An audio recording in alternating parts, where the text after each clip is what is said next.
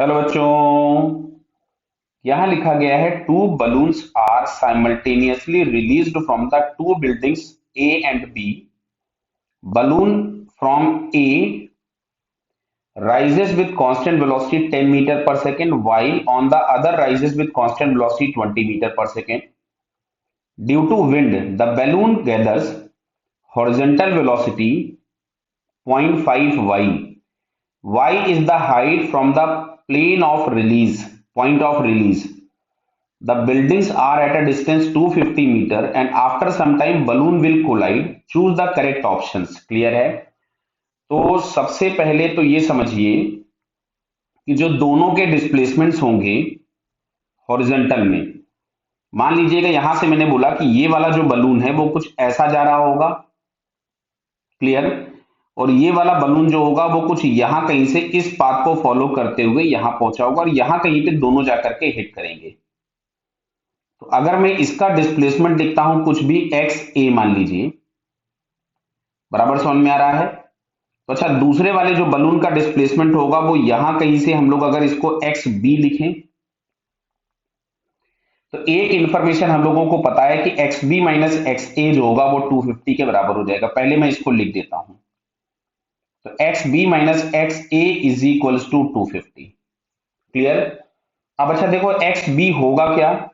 जैसे जैसे ये ऊपर जाएगा इसको ये एक हॉरिजॉन्टल वेलोसिटी मिलती जा रही होगी, तो हॉरिजॉन्टल वेलोसिटी की वजह से ही एक्स बी आया होगा। क्लियर?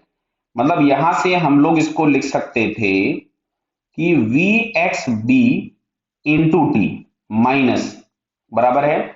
अच्छा, टी इसको डायरेक्टली लिख सकते हैं, वेरिएबल टर्म होगा तो इसको डायरेक्टली हम टी नहीं, टी से मल्टीप्लाई नहीं कर सकते, हम लोगों को शायद इंटीग्रेट करना पड़ेगा। तो चलिए मैं नीचे कैलकुलेशन करता हूं अभी।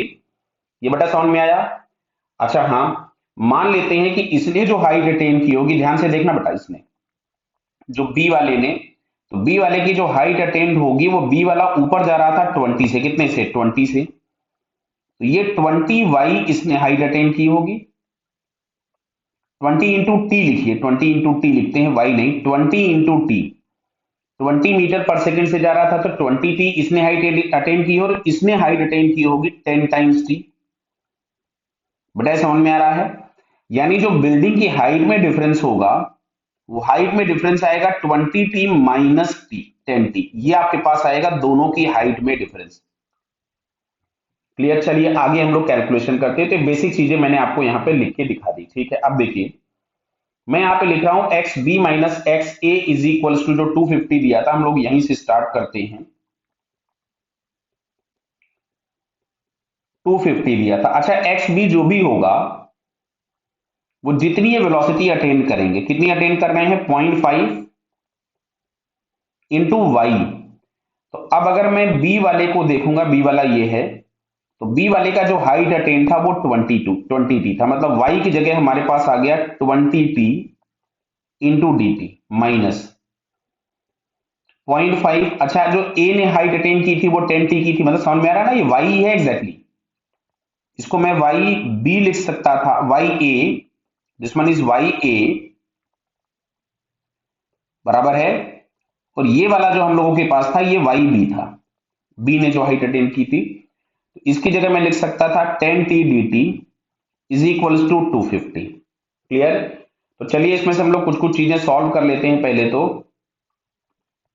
ये जीरो से जीरो हटा दीजिए, यहां से मैंने हटा दिया, तो यार है 0.5। और टी डी टी का इंटीग्रेशन उम्मीद करें समझ में आ रहा होगा सभी को, ये हो जाएगा T square by two into ये वाला एक टू और था पहले से, ये टू, बराबर है प्लस।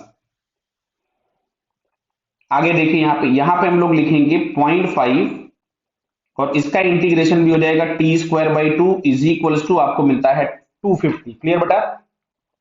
अब देखो ध्यान से, ये तो वन हो गया, तो यहां से हम लोगों के पास आ रहा है T square by two minus T square, इसको 1/2 लिख देंगे तो T square by four is equal to 25 है, बिकॉज जीरो हम ऑलरेडी हटा चुके थे, तो इट इज 25।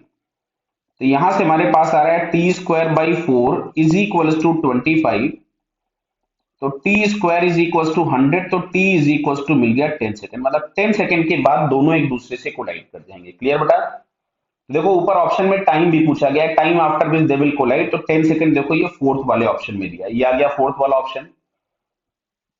अब डिफरेंस बिटवीन द हाइट, ये वाले से हमको कैलकुलेशन करना है, ये जो पार्ट हम लोगों को दिख रहा है इसको हमको निकालना है, difference between the Heights. Clear है? तो देखिए इधर 20 इंटू टी 10 था, -10 इंटू 10 बराबर डेल्टा एच, तो ये हम लोगों के पास आ रहा है 200 minus 100 is equals to delta H. तो delta H is equals to हमारे पास मिल जाएगा 100 मीटर, मतलब दोनों की हाइट में जो डिफरेंस है वो 100 मीटर, तो ये सेकंड वाले ऑप्शन में दिखता है। तो इसका second and fourth answer are correct. Okay बेटा, क्लियर है? All the best.